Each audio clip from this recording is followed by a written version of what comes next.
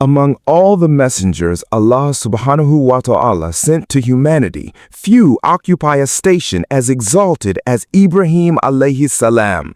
He is the one Allah honored with the description given to no other in quite the same way, Khalilullah, the intimate friend of Allah. As Allah subhanahu wa ta'ala says in Surah An-Nisa, verse 125, and Allah took Ibrahim as an intimate friend. His was a life defined by certainty in the face of fire, by trust in the face of abandonment in a barren valley, and by surrender before the most unbearable command a father could be given. From a city drowning in idols to the raising of the most sacred house on earth, his journey is the story of one man who stood alone against an entire world and through whom Allah established a legacy that would echo until the Day of Judgment. Ibrahim alayhi salam was born, according to classical historians such as Ibn Kathir and al-Tabari, in the land of Babylon, in a civilization sunk deep in the worship of idols and celestial bodies. The Quran names his father as Azar, as Allah subhanahu wa ta'ala recounts in Surah Al-An'am, verse 74. And when Ibrahim said to his father Azar, "Do you take idols as deities? Indeed, I see you and your people in clear error." Classical genealogists recorded his name in older traditions as Terah, and scholars explain this difference in varying ways, that Azar may have been a second name, a title or an idol he tended, while for the believer the Quranic naming remains decisive. His father was not merely a worshipper of idols, but, as the narrations relate, a carver and seller of them.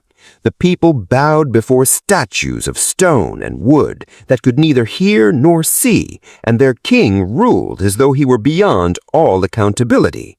Into this darkness, Allah granted Ibrahim alayhi salam a sound and searching heart. Allah subhanahu wa ta'ala describes him in Surah Al-An'am, verses 75 through 79, reflecting upon a star, the moon, and the sun, watching each disappear until he declared, "Indeed, I have turned my face toward he who created the heavens and the earth, inclining toward truth, and I am not of those who associate others with Allah." Ibrahim alayhi salam began his mission with gentleness, pleading with his father in Surah Maryam, verse 42, "O my father, why do you worship that which does not hear and does not see, and will not benefit you at all?"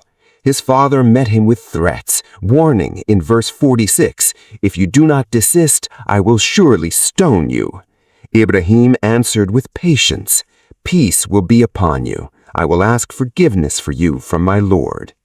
When argument failed to move his people, he resolved upon a decisive demonstration. As Allah relates in Surah Anbiya, he declared, "By Allah, I will surely plan against your idols after you have turned and gone away." While the people were away at a festival, he shattered the idols into fragments, leaving only the largest intact. When they demanded, "Have you done this to our gods, O Ibrahim?" he replied in verse 63, "Rather this, the largest of them, did it. So ask them if they should be able to speak." His aim was to make them confront the helplessness of what they worshipped, and they admitted, "You have already known that these do not speak." Unable to answer his logic, they turned to force. As Allah subhanahu wa ta'ala says in Surah Anbiya, verse 68, they said, "Burn him and support your gods if you are to act."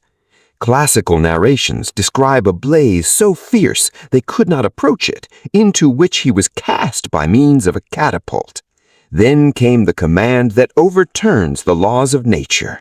In verse 19, Allah said, "O fire, be coolness and safety upon Ibrahim." The fire that consumes all was stripped of its power, and Ibrahim walked out unharmed, while those who plotted against him were made, in the words of verse 70, the greatest losers.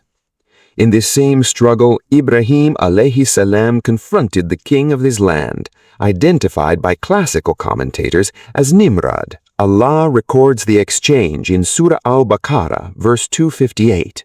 When Ibrahim said, "My Lord is the one who gives life and causes death," the king claimed the same power.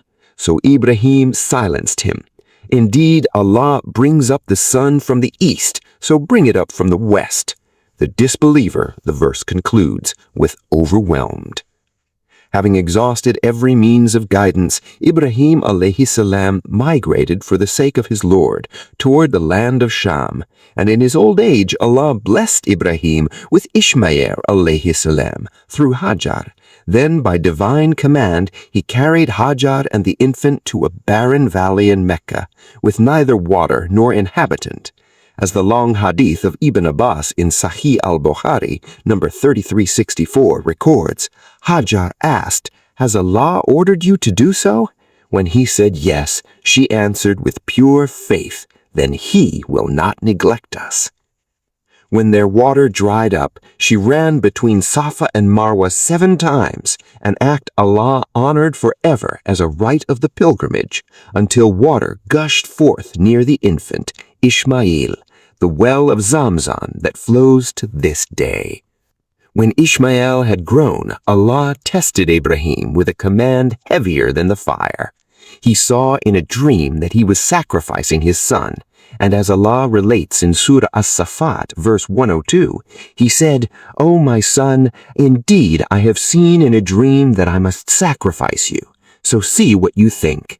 Ismail answered with equal submission, "O my father, do as you are commanded." When both had submitted, Allah ransomed the boy with a great sacrifice and declared, "You have fulfilled the vision."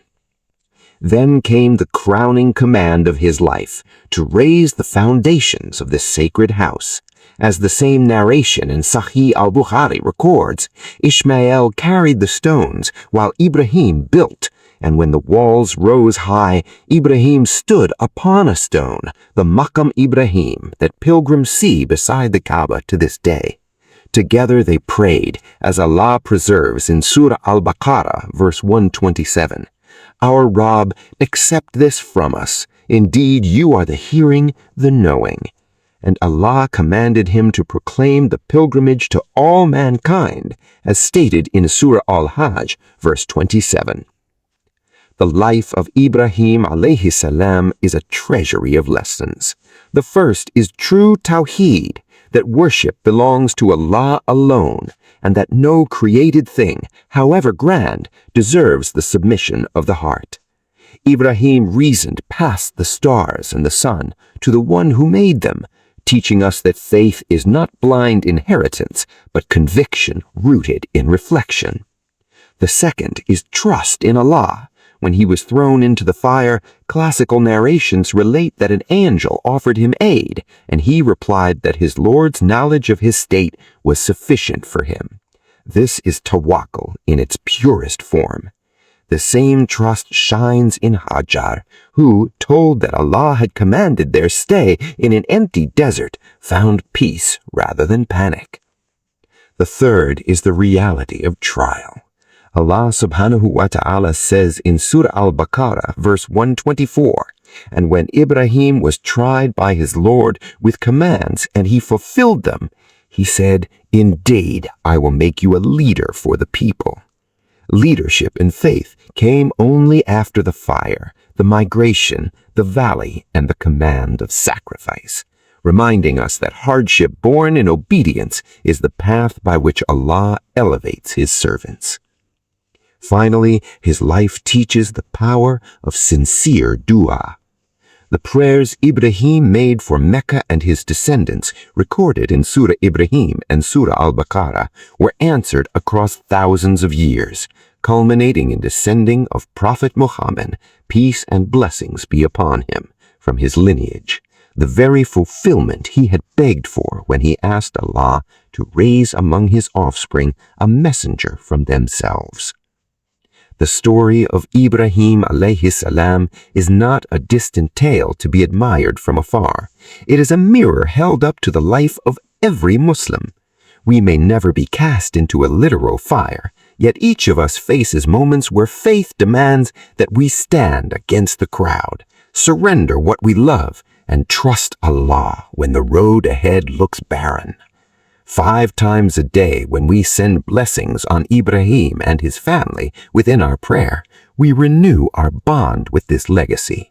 And every pilgrim who walks between Safa and Marwa, who stands at the Maqam Ibrahim he built, treads in the footsteps of a man whose entire being was given to his Lord. May Allah make us among those who, like Ibrahim alayhi salam, turn their faces wholly toward him, inclining toward truth and submitting without reservation.